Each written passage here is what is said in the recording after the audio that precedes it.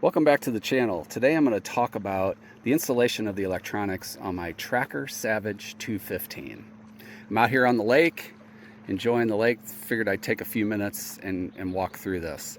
So at the helm, I installed an Explorer 10, and I had to go with the Explorer 10 because I didn't have enough room to go with the 12 here without major modifications. And you can be able to read the gauge, electronic gauge there to the right of the Explorer 10, and I wanted to be able to read that while I'm running down the lake. So Explorer 10 was fairly easy to mount. If you notice, I had to come back here.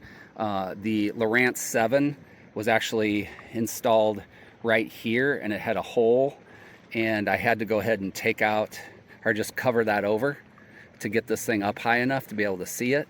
And then I had to cut a new hole, 1.5 inch hole down here to get the wires through. So powering it was very easy because there was already a power, there's a power block underneath the console here, and I just patched into that where the Lowrance 7 was to power the Explorer 10.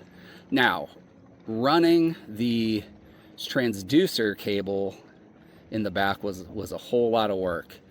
There are so many wires underneath this console, it is really hard to feed anything through. Fortunately, there are tubes, nice slick plastic tubes that run from all the way from the bow. That one runs approximately right here underneath the side console here. There is a little door right there that you open up, and you can right there, and you can get in there and get to the tube. Then there's also a tube that starts like right about there and then runs all the way to the back. So that was the easy part, actually feeding the cable through that tube to get up to here.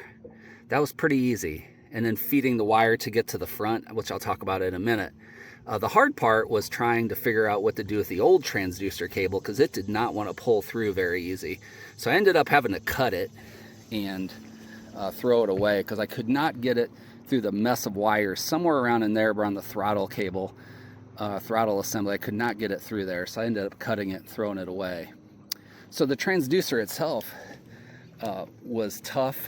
The toughest part of the transducer was getting it through here. They just had such a small hole there. I ended up having to be really carefully make that hole bigger so I could actually get the transducer plug through there. The installation on the bottom was pretty easy, like it normally is, but that was probably the hardest part of the transducer, was that part there, just getting it through that little boot. Okay, so moving up to the front, I got a Garmin 106 SV. Then I also have a Livescope attached to that as well. So it's a Livescope Plus, and this is the second edition of the Garmin 106 SV. This turned out really good as well as the console, and I was going to mount this on a higher mount, but I got the mount here, and I didn't end up doing that.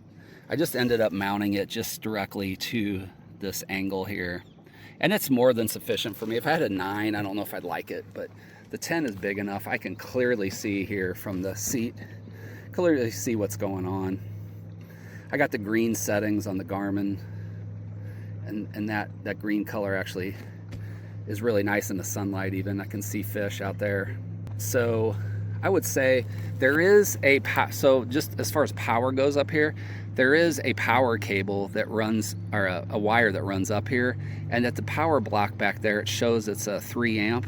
So I went ahead and plugged in this Garmin to that wire, because what I read online is that the most power draw it does is in the high 2s. So I went ahead and just plugged it into there, and it seems to be working fine. I had to run a power cable or a wire to the block back there though at the console.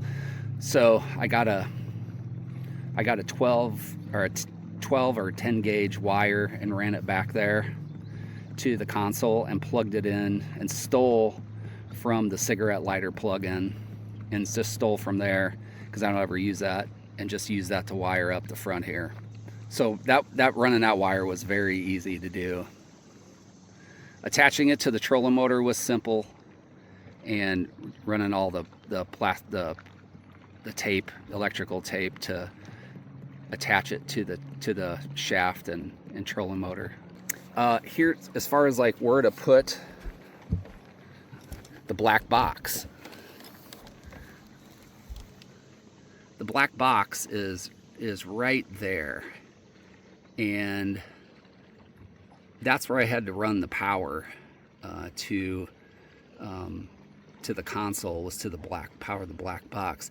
What I ended up doing here in the tracker is I ended up just borrowing one of those rod tubes there and just ran it into the rod tube and just put it down in this middle compartment. I didn't want to try to feed it anywhere else, because I put my rods on the sides, and I don't put rods in here because I have so much other stuff. So I just went ahead and put it all in here. It seems to be doing fine. Doesn't seem to overheat or anything. All right, so